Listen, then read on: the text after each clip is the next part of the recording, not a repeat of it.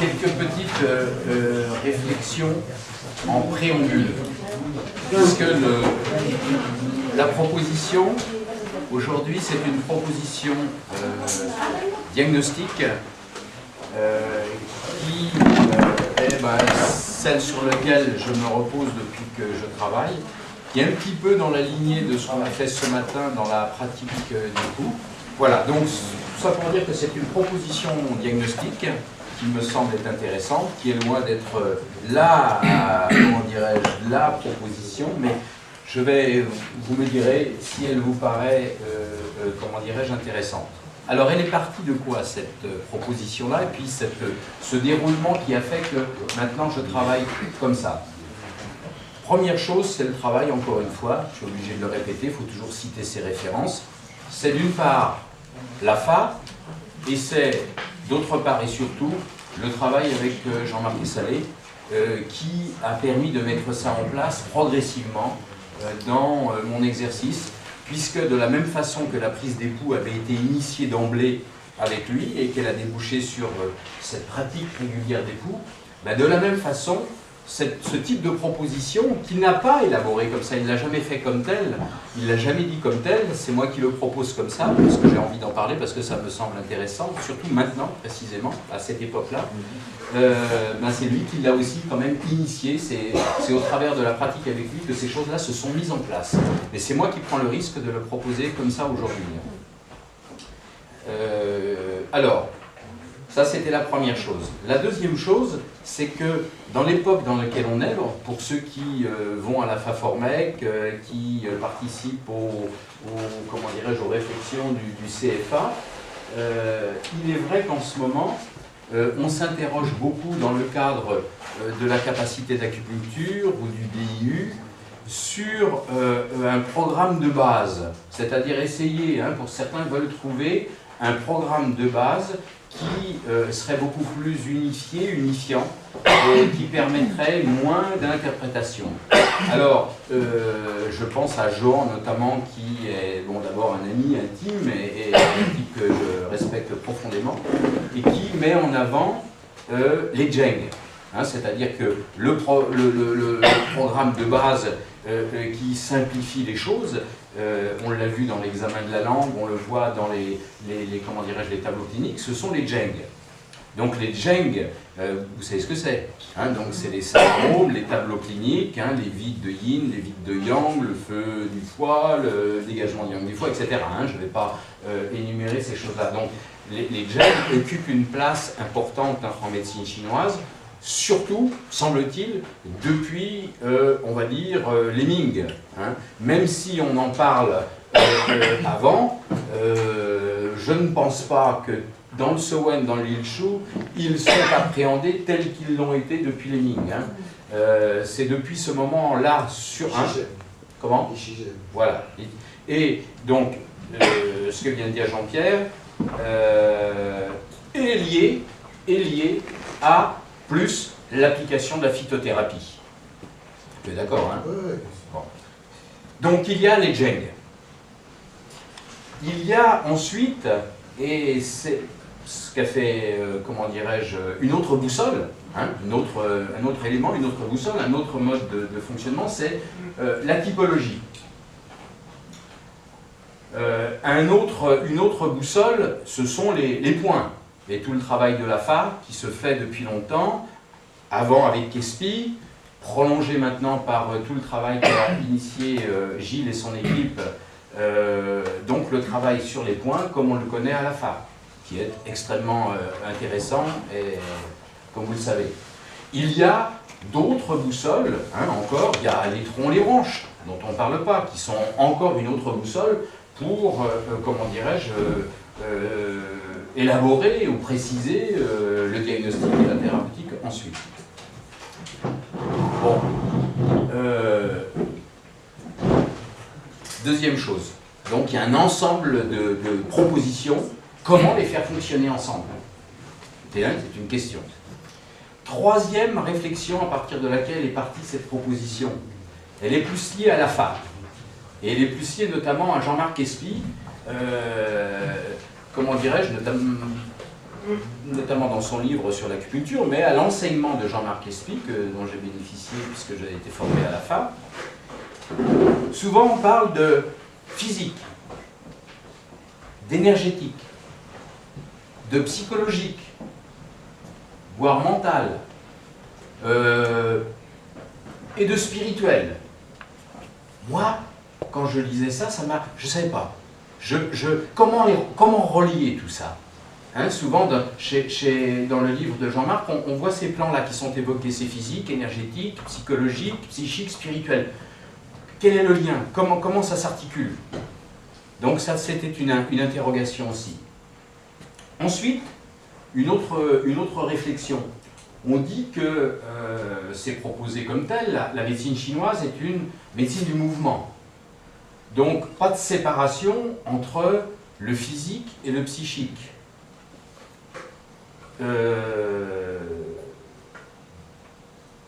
Avec notamment une proposition qui est une proposition de ce qu'on appelle les sentiments. Or, comme par hasard, des travaux sur les sentiments, à part ceux que nous avons faits ici, mais dans la littérature internationale, il y en a guère. Donc la question est, si c'est une médecine du mouvement qui donc propose une non-séparation physique-psychique, qui fait voler en éclats la proposition de la médecine occidentale, la psychosomatique, mais comment ça s'articule? Comment ça se passe? Est-ce que c'est simplement le fait de rapporter des sentiments à des organes-fonctions qui suffit à, comment dirais-je, appréhender cette non-séparation entre les structures physiques et psychiques? Non, c'est pas suffisant. La plupart du temps, de ce qu'on peut voir, justement, à ramener dans les Zheng, il y a une sorte de vision, à mon avis, qui n'est pas une vision unifiée, qui est une vision qui reste encore duelle.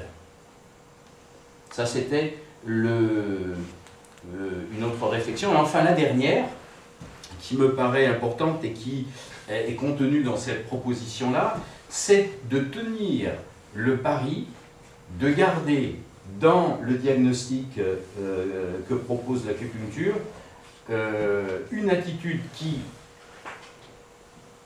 prend en considération aussi bien l'aigu, le traitement des manifestations aiguës, que le traitement des manifestations chroniques. Car, bon, on envisage souvent, c'est vrai que chez nous, ici, puisque nous sommes formés à la médecine occidentale, la place qu'a l'acupuncture est très souvent liée à de la chronicité. Or, bon, jusqu'à l'orée du XXe siècle, ou en tout cas, la dernière partie du XIXe, la médecine chinoise, dont l'acupuncture fait partie, avec les plantes associées notamment et le reste, est une médecine qui était la seule en Chine et qui donc a traité aussi bien l'aigu que le chronique. Et donc nous, le danger, c'est que dans cette, comment dirais-je, approche de l'acupuncture, la vision chronique, la vision de terrain, sans doute aidée en cela par l'homéopathie, la vision du terrain peut prédominer. Et du même coup, on perd un peu le fil de cet intérêt de l'acupuncture dans l'aigu. Moi, dans ma pratique, j'ai essayé et j'ai conservé, grâce à Essalé encore une fois, qui m'a transmis ça dès le début. Bon, mes enfants ont été des cobayes à ce titre-là, mais le sens de l'utilisation de l'acupuncture dans les manifestations aiguës. Et il me semble que la proposition là, que je fais est quelque chose qui peut tenir le pari jusqu'au bout. Voilà. Voilà les 4-5 réflexions qui en préambule peuvent permettre qui sont comment dirais-je, le chemin qui a permis de mettre ça en forme. Alors, pour faire vite quand même, la proposition, elle tient dans le fait d'associer ensemble, sans séparation, les Zheng, les Liu Ting, c'est-à-dire les 6 niveaux énergétiques, et les Penchen, qu'on peut traduire par instance psychique, sans séparation, en utilisant ces 3 aspects ensemble. On va montrer un peu ça. L'aspect des Zheng. je ne vais pas revenir dessus. Hein. On en parlera peut-être tout à l'heure parce que j'ai amené 2 observations. Donc je ne reviens pas bien sûr sur les Zheng, hein, vous savez tous ce que c'est, je ne vais pas le développer. En revanche, les Liu-Ting, les 6 niveaux énergétiques ou typologie des 6 niveaux, elle fait référence à 3 choses principales. La première, c'est le chapitre 6 du Sowen, quand le sage fait face au sud, devant Guangming, vaste lumière, derrière Taichung, grand carrefour, etc. Hein. Donc je ne lis pas le texte, chapitre 6. Et puis le chapitre 65 du Li-Chu, où on parle des niveaux énergétiques dans le rapport énergie-100. Et puis une troisième chose, qui est un travail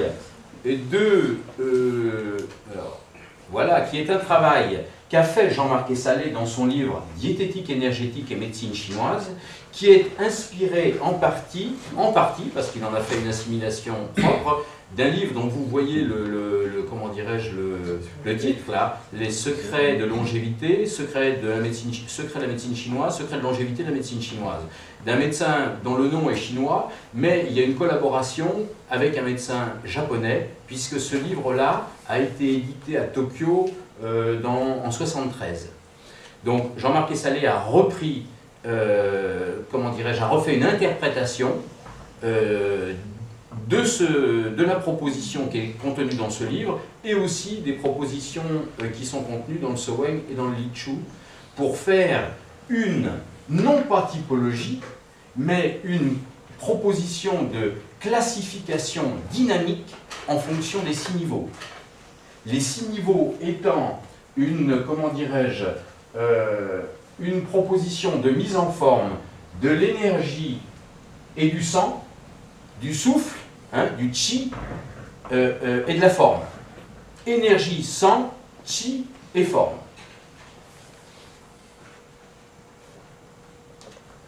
Et surtout, pour moi, dans cette proposition des 6 niveaux telle qu'elle est proposée, il y a, à la différence de ce que Gilles a proposé hier par rapport à cette typologie, qui est au demeurant tout à fait respectable, mais qui est une proposition à vous, qui est une proposition tout à fait intéressante, il y a un aspect, je vais dire, dans cette proposition qui est beaucoup plus, à mon avis, beaucoup plus facile, beaucoup plus clinique. Et qui donc est qui me sert, moi, énormément dans la pratique courante. Alors, c'est très facile. Hein, je vais m'écarter de ce truc-là. C'est très facile. La personne, donc au niveau de la forme, hein, vous avez là les papiers, vous pouvez les photographier, j'en ai pas fait de PowerPoint. Au niveau de la forme, la personne peut avoir une forme développée, corpulente, ou une forme mince, forme maigre. La personne se présente comme étant corpulent ou mince, en fonction du développement ou non de la forme. Et puis deuxième critère, la personne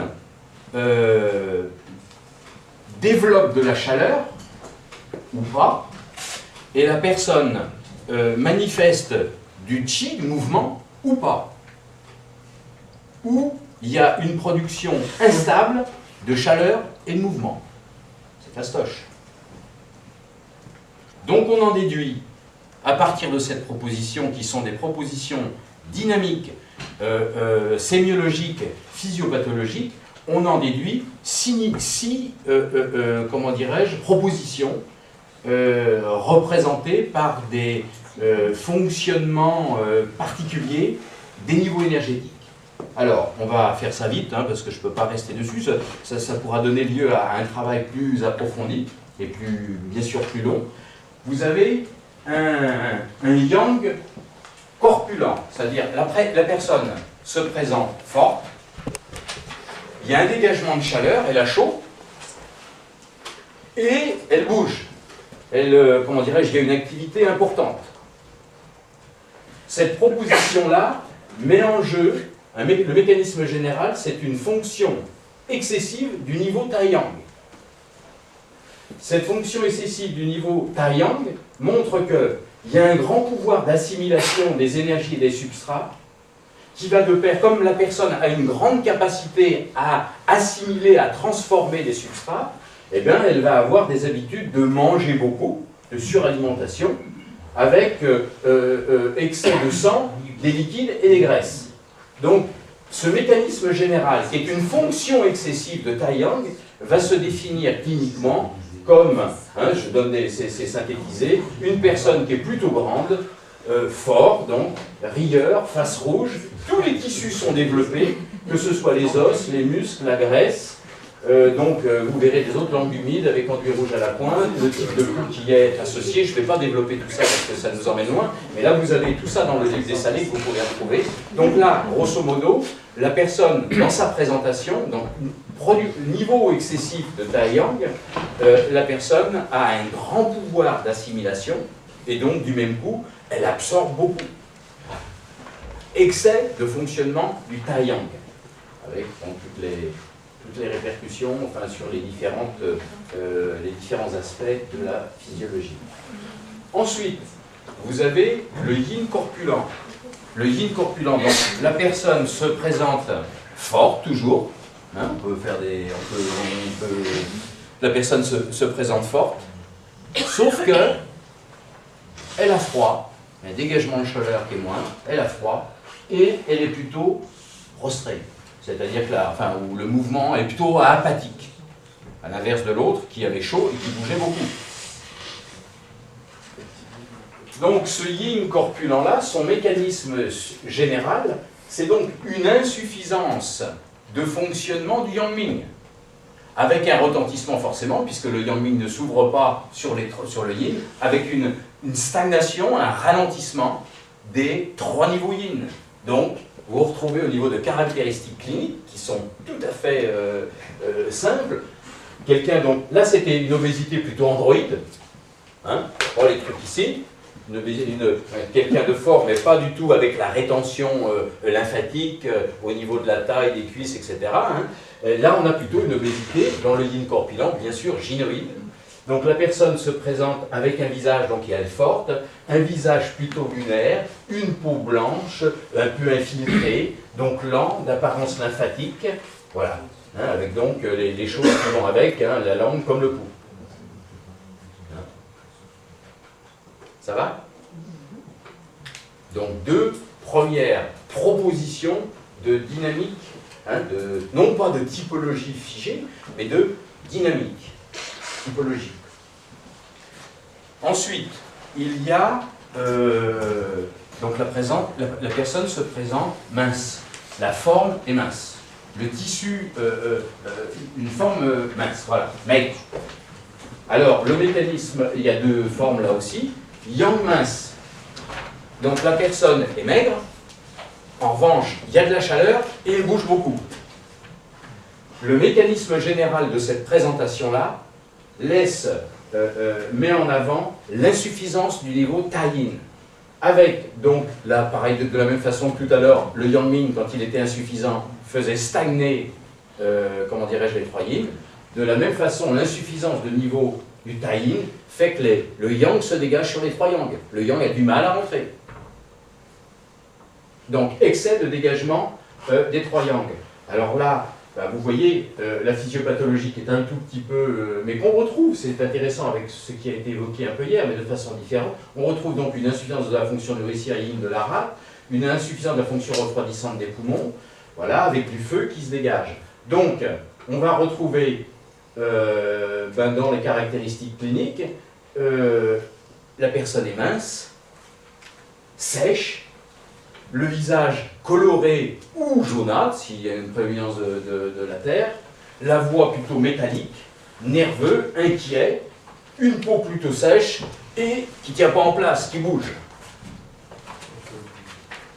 Donc là, on est devant cette proposition de registre dynamique, devant une insuffisance de niveau, une insuffisance de fonctionnement du niveau Tai Yin. Ça va ? Ensuite, le yin mince. La personne, donc, est toujours mince, maigre, en revanche, déficit de dégagement de la chaleur et, comment dirais-je, mouvement ralenti. Bon, hein, c'est la personne maigrichonne, en retrait, froid, plutôt prostré, hein, la différence de l'autre qui était maigre mais qui est chaleur et qui bougeait tout le temps. Là on est, hein, c'est facile là aussi, dans une insuffisance du niveau Shaoyin, avec une mauvaise communication à l'interne vers les yin à l'interne. Hein, quelque chose, de, comme on le sait, de plus structurel. Bon, les caractéristiques cliniques, alors là ce sont très typiquement les constitutions fragiles. Hein, ou des handicaps, des maladies même génétiques, des constitutions fragiles. La personne ne bouge pas beaucoup parce qu'elle sait qu'elle apporte beaucoup de jus. Il y a un déficit héréditaire, de naissance, qui touche le niveau Shaoyin, et donc la personne est en retrait et a plutôt une attitude de rentrée, je dirais, qui est de protection, où elle compose avec son manque de vitalité qui lui a été donné dès le début. Donc cette personne se présente comme mince, pâle, frileuse, craintive, une attitude voûtée qui témoigne de, comment dirais-je, d'un toumaï faible, là aussi, voix faible, peau fine, et puis ben, vous retrouvez les caractéristiques de la langue et du flux. Ça va? Et puis enfin, il y a deux autres typologies qui représentent, pour moi, en clinique, sans doute pour vous, une majorité de symptômes, une majorité de présentations cliniques. C'est donc le yang instable et le yin instable. Ça c'est intéressant, les autres sont aussi intéressants, mais je dirais que proportionnellement, peut-être statistiquement, un ensemble de manifestations cliniques que nous retrouvons en pratique courante vont se retrouver beaucoup dans ces modalités-là, en tout cas quand on questionne le registre dynamique, les 6 niveaux énergétiques. Hein, vous voyez là dans l'ensemble des symptômes qui en font partie. Hein. Soit les migraines, que ce soit les acouphènes, que ce soit les problèmes au niveau des ceintures cervico-brachiales, du lombo sacré, du trouble digestif. Bon voilà. Alors, le yang instable, alors ça veut dire quoi? Comment se présente la personne yang instable? Là, du coup, la forme, si vous voulez, la forme, elle est ni grosse ni maigre. Hein, ce sont tous les gens qui se présentent en forme intermédiaire, ni gros ni maigre. Et puis, il va y avoir instabilité de production de l'énergie et de la chaleur. Hein, c'est tantôt chaud, tantôt froid. Le yang instable, repose sur une fonction insuffisante du niveau Tsuyin, avec une prédominance réactionnelle de Shaoyang. Hein, Tsuyin et Shaoyang jouent ensemble. Donc, la physiopathologie, l'insuffisance circulatoire, surtout thoracique, l'insuffisance digestive, notamment digérer les graisses, voilà, le gonflement intermittent, le caractère instable. Bon, avec quoi comme caractéristique clinique? Là aussi, c'est très intéressant et c'est très clinique. La personne est, donc vous avez compris, de forme ni gros ni maigre, de forme intermédiaire. Là, sa caractéristique clinique, c'est que c'est une personne athlétique, avec une dynamique en début de journée, et une fatigue plutôt en fin de journée. Le visage est plutôt coléreux. Le visage est plutôt coloré, pardon. Le visage est plutôt coloré. Coléreux, voire rancunier, imaginatif, fantaisiste, désordonné. Trouble de la thermorégulation, comme l'autre, tantôt tiède, tantôt froid. Et puis donc les langues la langue qui est associée, et le pouls aussi.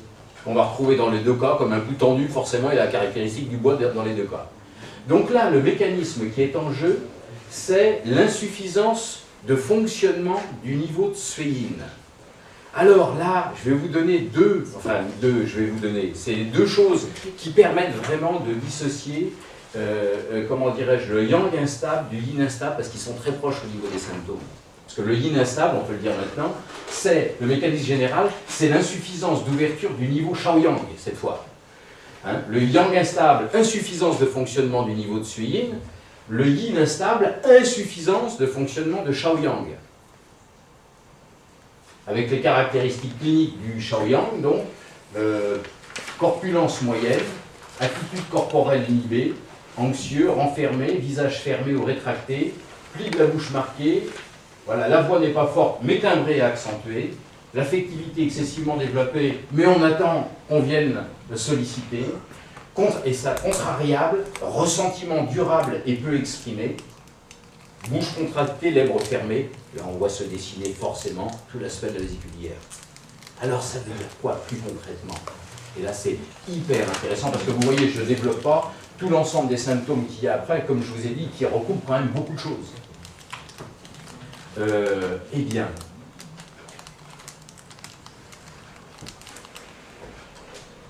le yin instable, qui est très lié à un défaut de fonctionnement de Shaoyang, deux choses principales. Le démarrage le matin est difficile, beaucoup mieux le soir. Et deuxième critère, comme on a fait pour l'époux, très simple, deuxième critère clinique extrêmement important, et simple aussi à partager, des fois il faut attendre pour que la personne le dise.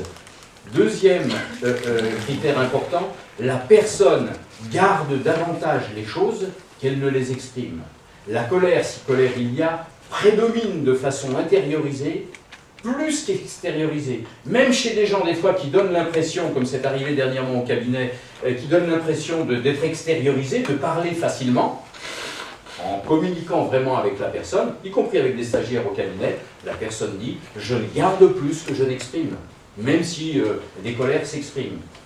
Alors que dans le yang instable, qui est lié à une fonction insuffisante du niveau de Sui-Yin, les critères sont simples, la personne se lève le matin et tout de suite en forme, hein, c'est le sujet athlétique avec le tissu musculaire qui est développé, le matin, elle se lève, elle est en forme, le démarrage est facile, en revanche, progressivement, ça se fatigue dans la journée et elle est moins bien le soir.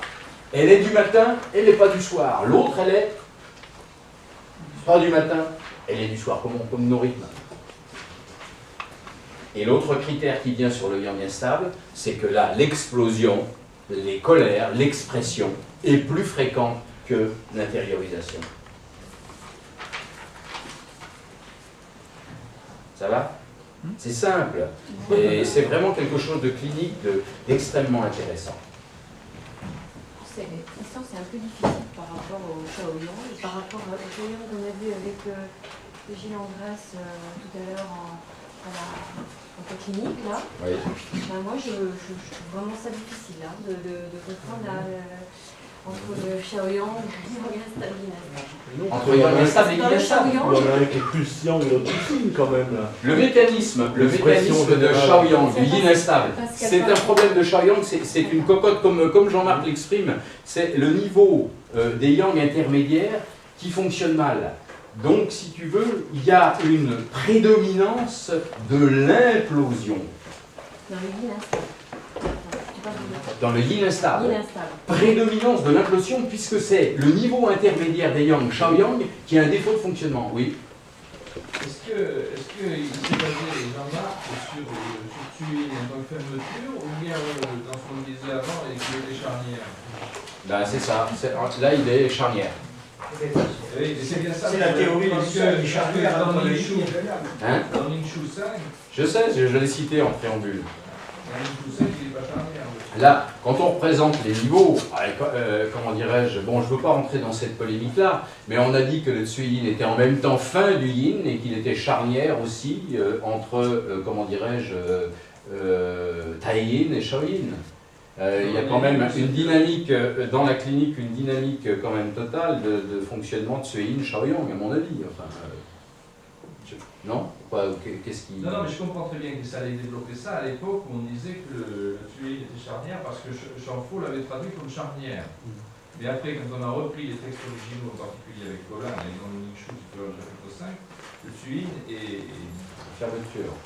Alors c'est tout prête à confusion, parce que à mon avis, c'est tout prête à confusion, c'est que comme le Tsui-Yin est lié par le foie et par le MC notamment à la circulation, il représente une certaine libre circulation dans le yin, et que donc on considère comme charnière. Mais je ne sais pas si c'est véritablement le mot charnière qui interviendrait, mais ça serait peut-être plutôt une notion de libre circulation, parce que le foie donne sa force au sang, et le tuile le fait circuler. Donc on est dans une notion plus de circulation qu'une notion de charnière de quelque chose qui fonctionne comme ça. Moi c'est comme ça que je le comprendrais, hein, mais voilà, il y a une problématique quand même liée à Champereau depuis très longtemps sur cette notion de charnière du tuile. Mais ce qui, bon, sans rentrer dans les détails, mais ce qui va bien avec la fonction du foie et la fonction du maître du cœur aussi, hein. C'est-à-dire de libre circulation et de mise en rythme, ce que représente le suivi. Hein. Bon, en tout cas, est-ce que ça va? Parce que j'essaye de faire passer ce côté clinique, quoi. Ce côté clinique avec des critères précis. Donc, les Zheng, d'un côté, une présentation de 6 niveaux dynamiques. C'est-à-dire que s'il y a une problématique des Zheng, j'ai pris par exemple, on va pouvoir commencer à accorder ça, comme ça, rapidement. Bon, voilà. Bon, j'avais pris cet exemple-là, qui est un exemple fréquent hein, dans pathologie. Vide ou obstruction du yin des reins. Bon, un truc, hein, vide ou obstruction du yin des reins. Avec souvent vide ou obstruction du yin du foie. Dégagement du yang de la VB. Et attaque, comme on le sait, de rat de pancréas, estomac. C'est-à-dire là, on a quand même un grand schéma du point de vue des Zheng qui occupe une grosse, beaucoup de choses. C'est un exemple, il peut y en avoir d'autres. Donc, admettons qu'on ait, dans l'analyse des symptômes de la personne, cette stratégie cette stratégie là, qui est mise en place. Là, après, ce processus-là, plus lié au Zheng, va se répercuter sur soit yang instable, soit yin instable, soit yang humain, soit yin humain, soit yang corpulent, soit yin corpulent.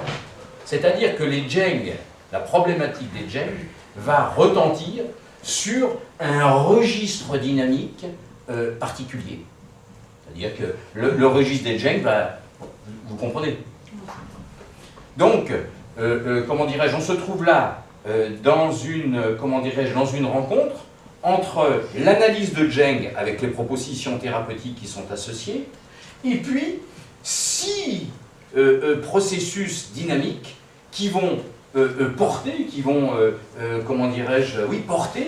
cette problématique des Zheng. Ça va?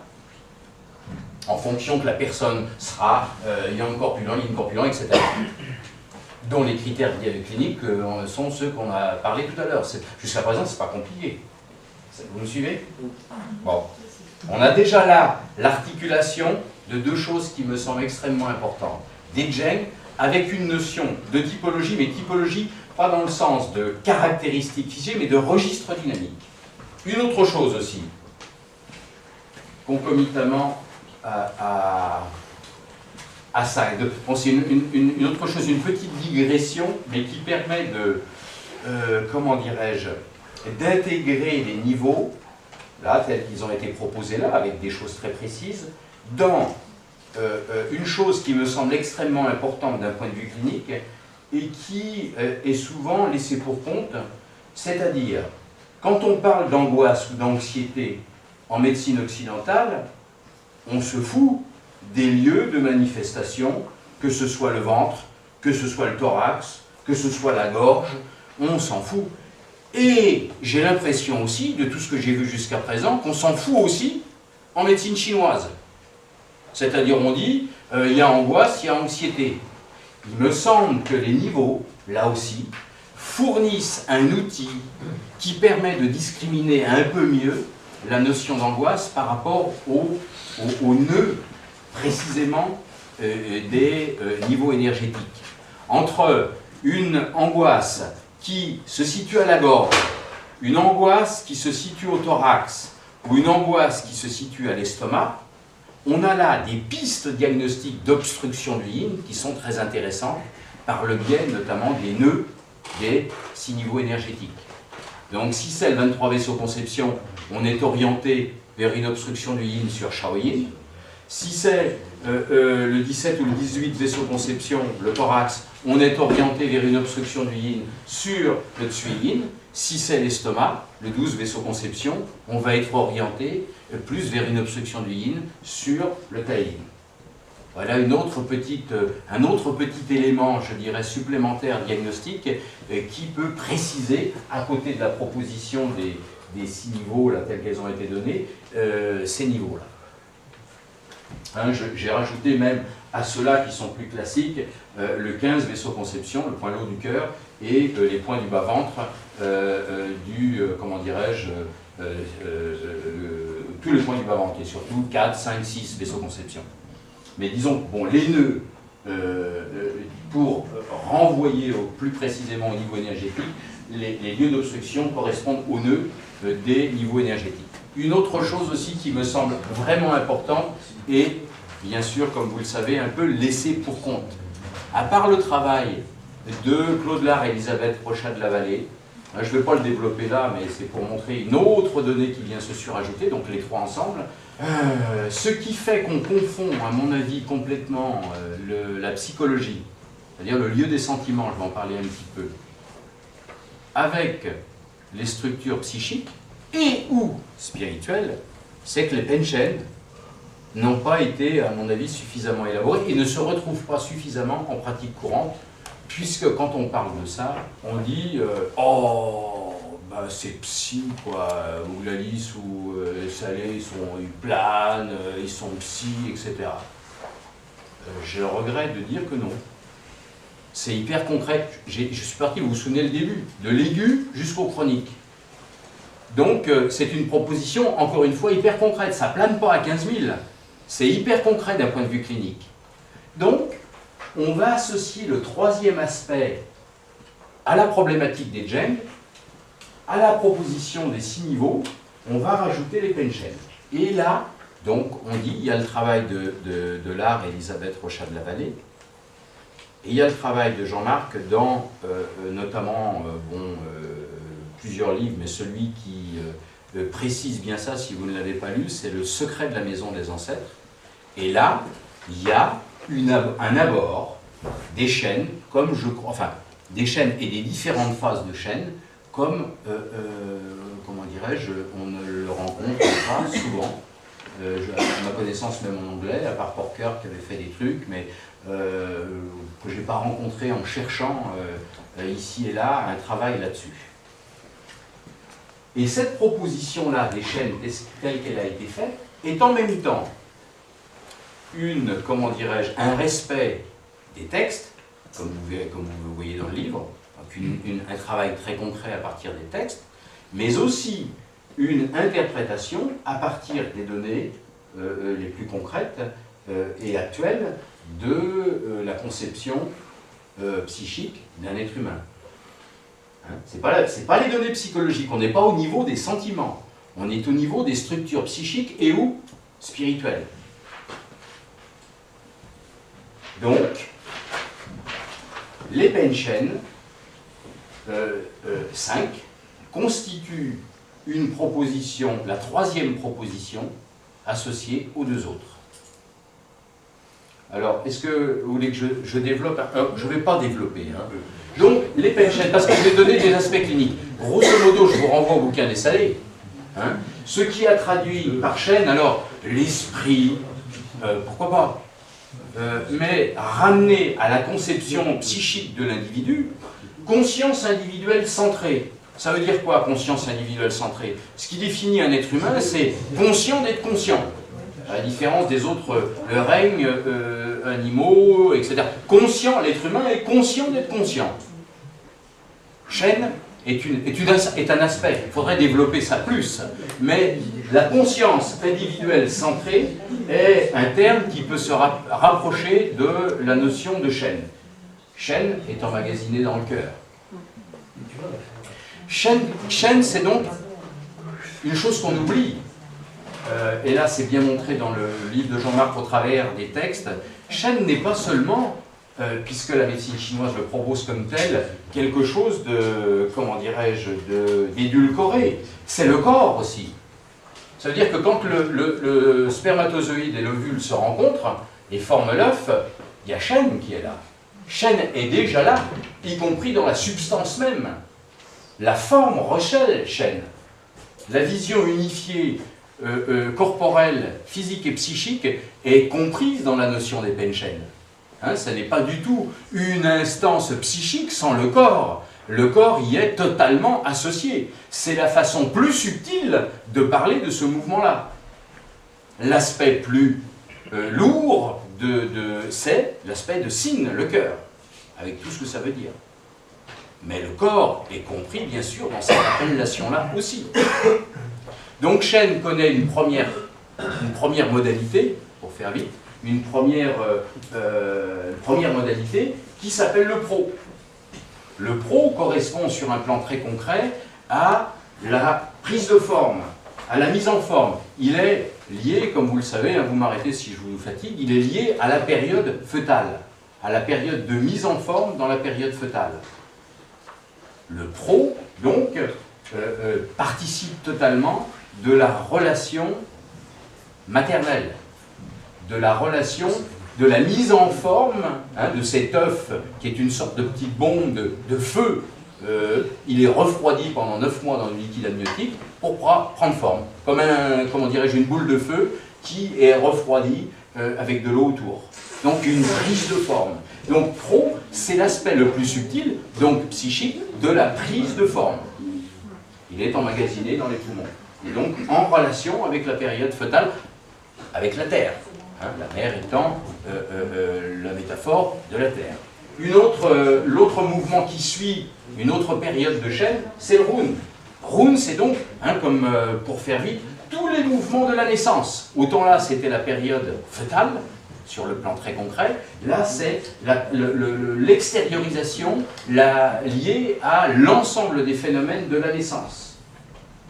Et là, pour faire vite, Rune associe le fait de respirer, le fait d'avoir un nom, le fait de se séparer de la mère, c'est-à-dire d'exister seul, hein, c'est-à-dire que c'est le processus paternel qui est en jeu, dans lequel un tiers surgit pour défusionner la relation mère-enfant. Hein, je veux dire, quand on parle du Rune et du ciel, ou quand on parle du pro et de la terre, si on ne fait pas l'établissement des structures psychiques qui sont en jeu, on ne s'en sert plus. C'est-à-dire qu'après on spécule sur Rune et pro, mais de façon totalement spéculative et sans les intégrer véritablement. Alors que là, le sens, c'est d'essayer de garder cette relation avec le Jeng et avec la typologie. C'est-à-dire que ce sont aussi des structures très concrètes, et donc il est emmagasiné au niveau du foie. Non? Ça va? Ensuite, il y a le Yi et le Je. Donc le Yi, eh ben, vous savez bien, je ne traduis pas le texte parce que là ça nous emmènerait loin, c'est les intentions qui sont mises dans les sons qui sont prononcés à un petit enfant, c'est-à-dire que c'est toutes les nutritions qui vont être apportées par le milieu et qui vont constituer ce qu'on appelle, comment dirais-je, le schéma corporel ou la forme corporelle. C'est-à-dire toutes les intentions d'un milieu familial, culturel, la nourriture, les odeurs, les images, qui dès le plus jeune âge vont constituer une référence représentative de mémoire qui va être en rapport avec l'élaboration de la forme corporelle et, comme dit très justement Jean-Marc, de la modulation des pensées. Donc le Yi est, comme vous le savez, emmagasiné dans la rate. Et puis enfin le Je, c'est la base même de la conscience, c'est-à-dire c'est ce qui a été traduit par le pouvoir vivre, le vouloir vivre, qui est donné dès le départ et qui fait que c'est une assise de l'être humain d'un point de vue subtil, c'est-à-dire et qui est directement lié au désir, au vouloir vivre, au désir de vivre. Pas de désir de vivre, on se fait sauter la tête. Trop de désir de vivre, on consomme la vie par les deux bouts. Donc il y a une sorte d'articulation, d'équilibre qui se fait entre ces deux aspects limites du désir ou du vouloir de vivre. Et donc ça, c'est emmagasiné au niveau des reins, comme vous le savez, de l'organe fonction rein. Alors donc on a dit rapidement, on a évoqué rapidement ces Penchen. Pour moi, c'est le troisième élément omniprésent tout le temps, avec les Jeng et avec les Liu Ting, qui, comment dirais-je, qui s'intègre dans la compréhension de la personne. Et alors là, j'ai une petite, je vous donne comment moi je fonctionne, à part toutes ces données-là qu'il faut faire fonctionner, pour moi, d'un point de vue très clinique, les pain chains, parce qu'on le retrouve dans les textes, dans la typologie, notamment des 5 mouvements, pour moi, c'est l'éclat du visage. C'est-à-dire que moi, dans ma pratique, l'identification du chêne, je le fais souvent, et puis comme vous savez, bon, il y a la rigueur que j'ai aussi, c'est-à-dire qu'il faut aussi trouver des éléments très concrets à côté, mais c'est la couleur dominante au niveau d'un visage. C'est-à-dire, est-ce que c'est le blanc? Est-ce que c'est au niveau d'un visage? Est-ce que c'est la couleur verdâtre? Est-ce que c'est un visage harmonieux, unifié? Est-ce que c'est un teint jaunâtre qui domine sur les... Au niveau du visage, il y a toujours du rouge, du blanc, du jaune, hein, qui sont mélangés. Bon, quel est l'éclat derrière qui domine? Moi, c'est comme ça que j'aborde le chêne. Puis après, il y a les données propres, et là, il y a la typologie des 5 mouvements qui fournit un outil supplémentaire pour préciser ça. Et donc, tout ça pour arriver à une, comment dirais-je, une proposition qui associe ensemble ces 3 aspects. Zheng, Liuting et Shen. Que ce soit, juste encore un petit peu, que ce soit, tu veux que j'arrête là, que ce soit d'un niveau, que ce soit dans un abord aigu, que ce soit dans un abord plus chronique. Un exemple. Quelqu'un vient avec une entorse de la cheville. On sait faire. Une entorse de la cheville aiguë, on peut mettre rapidement un 40 dB, ça va se dégager tout de suite. Bon, moi j'aborde toujours tout ça, les 3 ensemble. C'est-à-dire, comme on le sait, n'importe quel symptôme contient la totalité. Donc, les 3 aspects fonctionnent là aussi, même sur un symptôme très aigu. Il y a Shen qui est en jeu là. Shen n'est pas réservé à une approche sophistiquée, à une approche plus profonde de la personne dans comment dirais-je, sur un registre particulier. Shen est là tout le temps, dans toutes les manifestations, y compris les manifestations les plus grossières. Non, ça paraît évident, sauf que ce que je voulais, dans cette proposition-là, hein, c'est une proposition, il me semble que ça permet de tenir le pari de l'unification, tout le temps, quel que soit le contexte, et surtout, ça a répondu, pour moi, à ce que j'ai dit tout à l'heure, de ce qu'on entend comme physique, énergétique, psychologique, tous ces mots-là, qui sont et spirituels, parce que et ou spirituel, c'est contenu là-dedans. Mais comment tu fais le lien là quand tu parles de... Tu me donnes l'exemple parce que là, du lien, ton entorse, là. Comment tu, à partir de ton entorse, comment tu vas jusqu'au niveau, jusqu'au... Voilà. Par exemple, dans une entorse, bon, il y a, on va dire, en restant au niveau de l'entorse, bon, il y a des autres symptômes à côté, bon, il y a une sollicitation de vésicule biliaire. Bon. Ok, et quelque chose qui se passe au niveau du méridien de la vésicule biliaire. Après, ça retentit sur quoi? Admettons que ce soit, on va prendre le cas, une typologie Tsuyin, c'est-à-dire un mec ou une dame qui a besoin, qui est sportif, qui a besoin de bouger, qui ne tient pas en place, cette typologie du yang instable. Bon, le yang instable, c'est quoi? C'est Tsuyin. Il y a comme grand point du niveau énergétique Tsuyin, les 2 points de Sri, 6 fois 4 mètres du cœur, et son point clé, et son point nœud, qui est le 18 vaisseau conception. Donc, cette entorse-là va, comment dirais-je, se manifester sur une personne dont le niveau de Tsuyin a besoin d'être aidé. Donc, il y a certainement un point comme le 6 fois qui peut arriver. Et puis, cette personne-là va avoir une typologie du pro, par exemple. Admettons que, parce que c'est un cas, là je vous donne, il y a des probabilités dans ce que je vous propose. En clinique, par exemple, ce que je viens de dire là, c'est-à-dire une problématique au niveau foie vésicule biliaire, au niveau des Zheng, avec une typologie où le niveau énergétique Tsuyin est en difficulté, Et puis le penchen qui va être, entre guillemets, il peut y en avoir plusieurs dominants, c'est le pro. Regardez ça dans la pratique courante, si ce n'est pas quelque chose qui a tendance à revenir statistiquement. Hein. Le pro, donc, on peut piquer à ce moment-là, simplement pour une entorse, pas forcément, hein, mais c'est le 42 vessie, par exemple, ou des points des poumons, si on veut. Donc, pour une entorse, on a traité VB, on a aidé le niveau de Sueyin, et on a, comment dirais-je, éventuellement, pas d'emblée, mais peut-être d'emblée, ou après, traité, enfin aidé le penchen pro. Et à ce moment-là, on reste, j'arrive, et on reste dans cette, on reste dans l'unification des trois plans